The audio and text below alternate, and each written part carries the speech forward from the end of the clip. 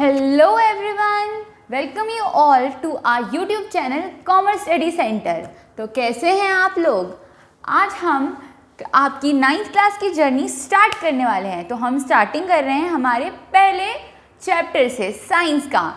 9th class के science का पहला चैप्टर है मैटर इन आवर सराउंडिंग। तो चलिए स्टार्ट करते हैं matter in our surrounding.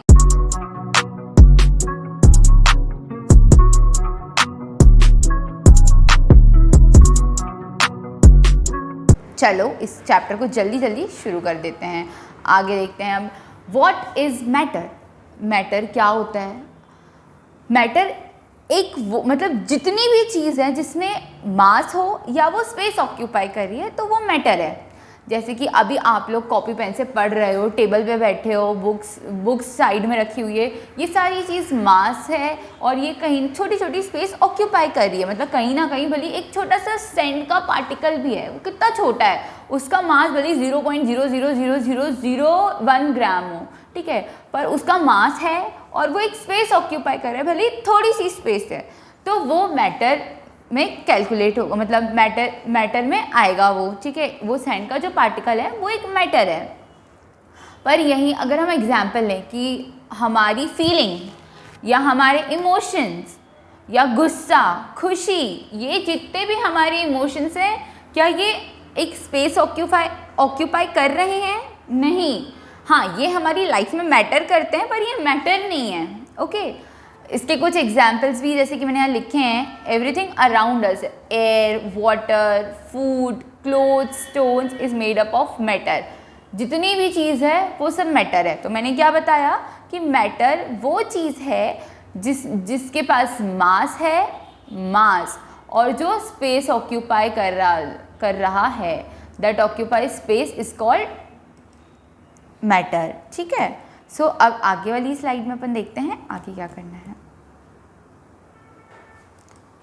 Now early Indian philosophers का ये मानना था कि हमारे पास 5 तत्व है, air, water, earth, fire and space, जिसको कहते हैं वायु, जल, पृथ्वी, अग्नि और आकाश। उनका ये मानना था कि मैटर जो है, दुनिया में जितनी भी चीज़ें हैं वो सभी इन्हीं 5 तत्वों से बनी हुई हैं।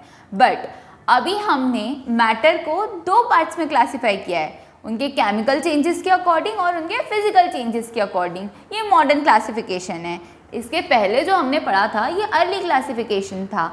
ये हमारे पुराने लोगों का मानना था, पुराने फिलोसोफर्स ने इनको बताया था, पर आज मॉडर्न कैलकुलेशन के अकॉर्डिंग हमने मैटर को 2 पार्ट्स में डिवाइडेड किया है, केमिकल चेंज और फिजिकल चेंज। अब पर हमें इस चैप्टर में क्या पढ़ना है, हमें इस चैप्टर में सिर्फ और सिर्फ फिजिकल नेचर के ऊपर ध्यान देना है मैटर के। केमिकल नेचर जो है वो हम चैप्टर 2 में पढ़ने वाले हैं। तो अभी चलिए स्टार्ट करते हैं physical nature of our matter.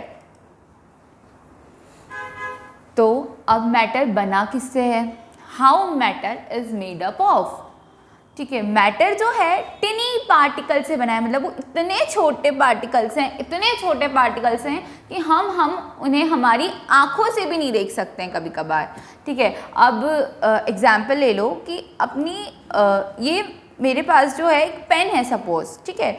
वो पेन भी हमें दिख रहा है सॉलिड, बट ठीक है, वो छोटे छोटे मैटर से मिलके एक सॉलिड स्ट्रक्चर बना हुआ है, वो हमें दिखाई नहीं देते हैं, बट हाँ, मैटर जो है बहुत टाइनी पार्टिकल से मिलके बना हुआ होता है। Now physical nature of matter, जैसा कि मैंने बताया कि हमने मैटर बताया कि वो छोटे छोटे पार्टिकल से बना हुआ है। अब उसका एविडेंस क्या है कि मैटर जो है वो छोटे छोटे पार्टिकल से मिलके बना हुआ है। जैसा कि हमने इसमें एग्जाम्पल लिखा है, डिजोल्विंग सॉल्ट और sugar in the water shows matter is made up of particles which are very small and have space between them. हम पानी का ग्लास है, उसमें अगर हम नमक या शक्कर डाल देते हैं, जैसे ही हमने नमक या शक्कर उसके अंदर डाला तो वो ऑटोमेटिकली कुछ देर बाद डिज़ोल्व हो जाएगा। अगर हम उसमें स्पून स्टिर ना भी करें तो भी वो डिज़ोल्व हो जाएगा। अब जैसे ही वो डिज़ोल्व होगा, इससे हमें पता चल गया कि जो मैटर है वो स्मॉल पार्टिकल से मिलके बने हुए हैं। ये एक एविडेंस था या एग्जाम्पल है जो आप समझ सकें, देख लीजिए। ओके, फिर इसके बाद आता है characteristics of a particle of matter. So characteristics जैसे कि मैंने अभी भी बताया, particle of matter are very small. जो मैटर का पार्टिकल है वो बहुत ज़्यादा स्मॉल होता है, इवन हमें उसको देखने के लिए माइक्रोस्कोप की भी ज़रूरत पड़ जाती है, ठीक है। वैसे हम नेकेड आइज से इतने टाइनी पार्टिकल्स को नहीं देख सकते हैं। अब इसका एग्जाम्पल, जैसे कि मैं यहाँ पे एक एग्जाम्पल ले रही हूँ, एक एक्टिविटी करते हैं। ये मेरे पास 100 ml वाटर था। कितना ml था? 100 ml वाटर था। अब इस 100 ml वाटर को मैंने पोटेशियम परमैंगनेट डाल दिया। क्या डाल दिया? KMnO4। ये है मेरे पास पोटेशियम परमैंगनेट। ये मैंने इसके अंदर डाल दिया। कितना?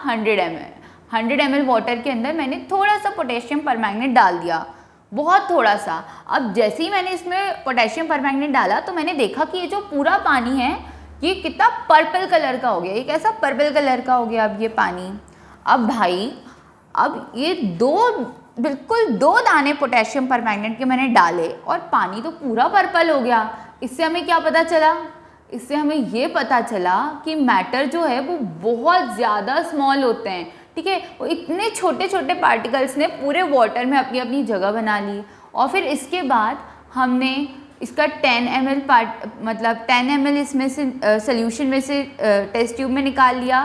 फिर हमने वापस से 90 ml वाटर में, प्योर वाटर में ये 10 ml डाल दिया, तो ये 100 ml हो गया। फिर सेम प्रोसेस रिपीट करी। फिर 10 ml KMnO4 सोल्यूशन निकाला और 90 ml प्योर वाटर में डाल दिया। फिर सेम हमने ये प्रोसेस करते रहे, रिपीट पे करी। तो इससे हमें पता चला कि जो पानी है उसका कलर धीरे धीरे लाइट होता जा रहा है। इससे हमें ये पता चल रहा है कि जो मैटर है वो बहुत ज़्यादा, उसके पार्टिकल्स बहुत ज़्यादा स्मॉल हैं। इस एक्टिविटी से हमें ये पता चला, ठीक है। अब इसके बाद आता है particles of matter have space between them.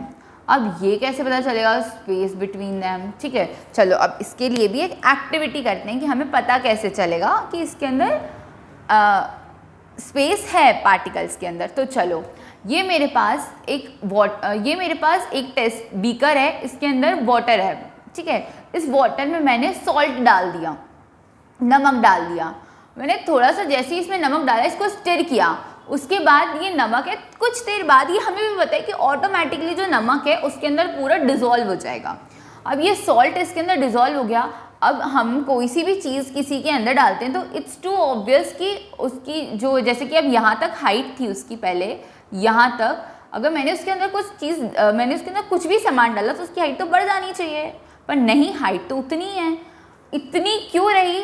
क्योंकि जैसे ही हमने इसमें नमक डाला, इसमें पार्टिकल्स के अंदर छोटी जगह स्पेस थी, जो वाटर में स्पेस थी, तो नमक के, सॉल्ट के मॉलिक्यूल्स आए और उनने उस स्पेस में अपनी जगह बनाई और आपस में डिज़ोल्व हो गए। इसीलिए हमारे पानी का लेवल उतना ही रहा, लेवल इंक्रीज़ नहीं हुआ और बिल्कुल उसके अंदर अच्छे से सॉल्ट डिज़ोल्व हो गया। इससे हमें पता चलता है कि हमारे पार्टिकल्स के अंदर स्पेस होता है, ठीक है। ये एक और एक्टिविटी थी जिसके थ्रू हमें पता चला। Now particles of matter are constantly moving, constantly move करते रहते हैं। अब जैसे कि इसमें मैंने लिखा हुआ है ब्राउनिंग मोशन, इसका मतलब होता है चलते रहना, मतलब घूमते रहना, कंटिन्यूसली मूव करना, एक दूसरे से टकराना फिर मूव करना, इसको कहते हैं, ठीक है। ये लिक्विड और गैसेस में हमें बिल्कुल देखने को भी मिलता है। अब इसमें जैसे कि मैंने यहाँ पे बनाया हुआ है, ये जो है ये धूप बत्ती कहते हैं इसको। इस धूप बत्ती में से ये जो ऊपर धुआं निकल रहा है, मतलब धुआं नहीं, काइंड ऑफ खुशबू निकल रही है, ये खुशबू हमारे पूरे घर में फैल जाती है और हमें अच्छा सा एटमॉस्फेयर मिल जाता है फिर।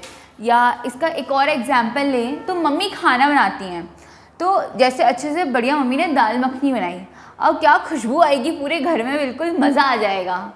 तो अब हम ऐसे ही बिल्कुल मन तरोताज़ा हो जाता है ये अच्छी सी स्मेल करके, है ना। तो बस ऐसे ही इस प्रोसेस को कहते हैं। इससे हमें पता चलता है इस एक्टिविटी से कि जो पार्टिकल्स हैं वो कंटिन्यूसली मूव कर रहे हैं। अब एक और देखते हैं आगे, particles of matter attract each other.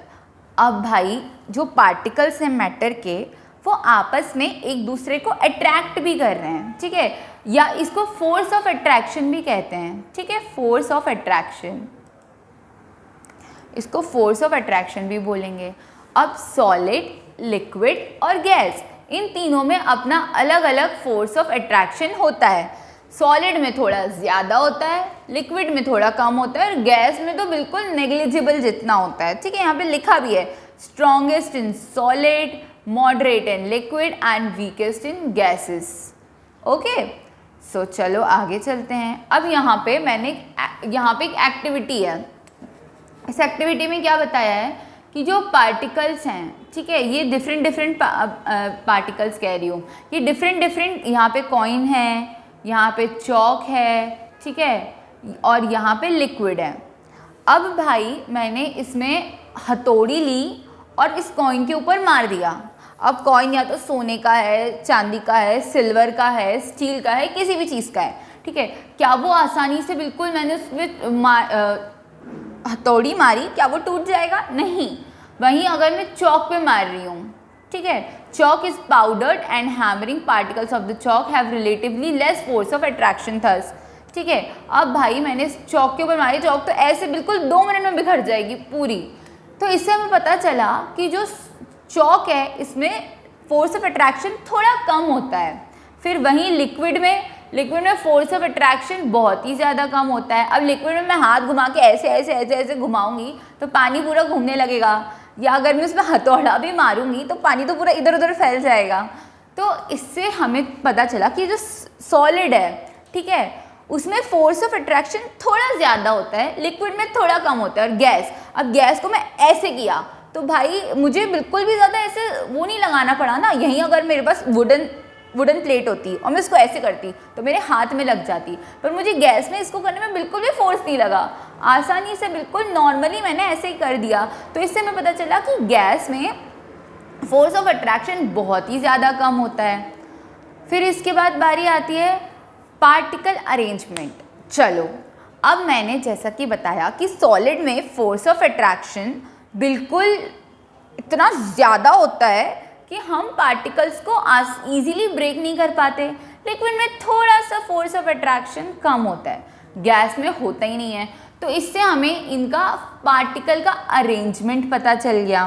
Solid में बिल्कुल ये जो पार्टिकल्स हैं इनके अंदर स्पेस कितना कम है यहाँ पे, लिक्विड में थोड़ा स्पेस है, गैस में तो कितने दूर दूर है पार्टिकल्स, बहुत ज़्यादा स्पेस है गैस के अंदर, तो इतना स्पेस है, पूरा स्पेस ही स्पेस है गैस के अंदर, ठीक है।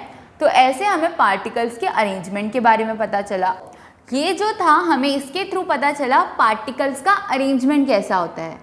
तो आज हमने हमारी क्लास में क्या क्या पढ़ा, मैटर क्या होता है, मैटर को पहले फिलोसोफर्स ने कितने पार्ट्स में किस अकॉर्डिंग डिवाइड किया था, मॉडर्न क्लासिफिकेशन कैसा है मैटर का, जैसे कि फिजिकल और केमिकल चेंज हमने किया था, ठीक है। पर इस चैप्टर में हमें सिर्फ फिजिकल चेंज पढ़ना है। फिर हमने मैटर बना किससे होता है ये पढ़ा। फिर कुछ फिजिकल कैरेक्टरिस्टिक्स हमने मैटर की पढ़ी। क्या क्या पढ़ी, मैटर जो है बहुत छोटा, बहुत टाइनी पार्टिकल से मिलके बना होता है, इनके अंदर फोर्स ऑफ अट्रैक्शन होता है, और क्या क्या पढ़ा हमने कि ये एक दूसरे को अट्रैक्ट करता है। मैटर के पार्टिकल्स हैं वो आपस में एक दूसरे को अट्रैक्ट करते हैं, और जो पार्टिकल्स हैं वो कॉन्स्टेंटली मूव करते रहते हैं। तो हमने ये चीज़ें पढ़ी। अब हम नेक्स्ट क्लास में पढ़ेंगे स्टेट्स ऑफ मैटर।